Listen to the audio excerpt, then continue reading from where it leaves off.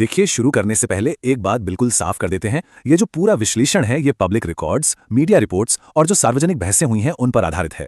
हम आपके सामने सिर्फ तथ्य रखेंगे ताकि आप अपनी राय खुद बना सकें। तो चलिए शुरुआत करते हैं पहले और शायद सबसे बड़े विवाद से, सोहराबुद्दीन एनकाउंटर केस। तो ये कहानी शुरू होती है साल 2005 में, जब सोहराबुद्दीन शेख का एनकाउंटर हुआ। जल्द ही ये आरोप लगने लगे कि ये कोई असली नहीं बल्कि एक फर्जी एनकाउंटर था जिसे राजनीतिक सपोर्ट मिला हुआ था। जैसे जैसे जांच आगे बढ़ी, कई पुलिस अफसरों के नाम सामने आए और फिर अमित शाह की गिरफ्तारी हुई।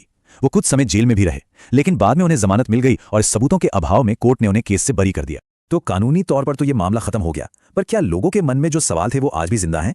ये एक ऐसी बहस है जो आज भी कहीं ना कहीं जारी है। अब बात करते हैं एक ऐसे कानून की जिस पर अमित शाह के गृह मंत्री रहते हुए शायद सबसे ज्यादा बहस हुई, यूएपीए। सवाल यह है कि ये सुरक्षा का कानून है या फिर असहमति को दबाने का एक हथियार। पहले तो ये समझ लेते हैं कि ये यूएपीए है क्या। इसका पूरा नाम है अनलॉफुल एक्टिविटीज प्रिवेंशन एक्ट, और ये एक इतना कड़ा कानून है जिसमें जमानत मिलना मतलब बेल मिलना बेहद मुश्किल हो जाता है। ऐसा इसलिए क्योंकि इसमें सबूत का बोझ आरोपी पर डाल दिया जाता है कि वो खुद को बेगुनाह साबित करे। अब यहाँ दो पक्ष हैं। एक तरफ आलोचकों का आरोप है कि अमित शाह के कार्यकाल में यूएपीए का दायरा सिर्फ आतंकवाद तक नहीं रहा, बल्कि राजनीतिक विरोध, छात्र आंदोलनों और पत्रकारिता तक फैल गया है। उनका दावा है कि इस कानून का इस्तेमाल लोगों को बिना ट्रायल के लंबे लंबे समय तक जेल में रखने के लिए किया जा रहा है। वहीं दूसरी तरफ सरकार का कहना है कि यूएपीए देश की सुरक्षा के लिए जरूरी है और इसका इस्तेमाल सिर्फ और सिर्फ गंभीर मामलों में ही होता है।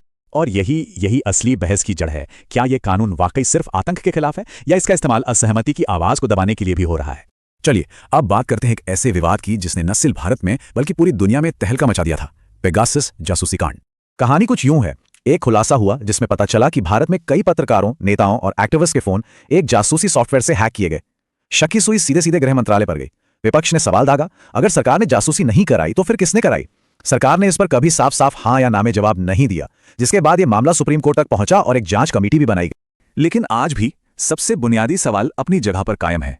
क्या देश के नागरिकों की निगरानी हुई थी? और अगर हां, तो किसके आदेश पर? अब आते हैं एक ऐसी राजनीतिक शब्दावली पर जो अमित शाह के नाम के साथ अक्सर जुड़ती है, ऑपरेशन लोटस। मध्य प्रदेश, महाराष्ट्र, कर्नाटक, इन राज्यों में एक पैटर्न सा देखने को मिला। विपक्ष के विधायक इस्तीफा देते हैं, चुनी हुई सरकारें बहुमत खो देती हैं और गिर जाती हैं, और फिर उनकी जगह बीजेपी की सरकारें बन जाती हैं। तो विपक्ष ने आरोप लगाया कि यह सब ऊपर से मैनेज हो रहा है और विधायकों को तोड़कर सरकारें गिराई जा रही हैं। वहीं बीजेपी का जवाब हमेशा यह रहा कि विधायक अपनी मर्जी से आ रहे थे, किसी तरह की कोई खरीद फरोख्त नहीं हुई। अब सच जो भी हो, ऑपरेशन लोटस को अमित शाह की राजनीतिक रणनीति का एक बहुत अहम हिस्सा माना जाने लगा। अब बात करते हैं 2020 के दिल्ली दंगों की और उस दौरान कानून व्यवस्था पर जो सवाल उठे थे उनकी। साल 2020 में जब दिल्ली जल रही थी, हर तरफ दंगे, मौतें और आगजनी का माहौल था, तब एक सवाल सबके जहन में था कि जब देश का गृह मंत्री इतना ताकतवर है तो राजधानी के हालात काबू में क्यों नहीं आ पाए? आरोप लगे कि दिल्ली पुलिस, जो सीधे गृह मंत्रालय के अंडर आती है, उसने निष्पक्ष होकर काम नहीं किया। वहीं सरकार का पक्ष था कि ये दंगे एक सोची समझी साजिश थे और उन्होंने स्थिति पर काबू पा लिया था। लेकिन उस वक्त ग्राउंड से जो वीडियोज और रिपोर्ट्स आ रही थीं, उन्होंने इन दावों पर कई गंभीर सवाल खड़े कर दिए। और अब हम पहुंचते हैं अपने आखिरी और शायद सबसे संवेदनशील सवाल पर, साल 2002 के गुजरात दंगे। देखिए, 2002 के गुजरात दंगे भारत के इतिहास का एक बहुत ही दर्दनाक अध्याय है। उस वक्त अमित शाह गुजरात सरकार में गृह राज्य मंत्री थे। आरोप ये लगे कि राज्य सरकार दंगों को रोकने में पूरी तरह नाकाम रही। इस मामले में बहुत सी जांचें हुई, एक एसआईटी भी बनी और आखिरकार सुप्रीम कोर्ट ने फैसला सुनाया कि किसी कानूनी साजिश का कोई सबूत नहीं मिला है। इस तरह कानून की तरफ से उन्हें क्लीन चिट मिल गई। तो कानून ने तो क्लीन चिट दे दी, लेकिन इन घटनाओं से जुड़े जो नैतिक सवाल हैं वो आज भी पब्लिक डिबेट का हिस्सा बने हुए हैं। ये एक ऐसी बहस है जो आज भी जारी है।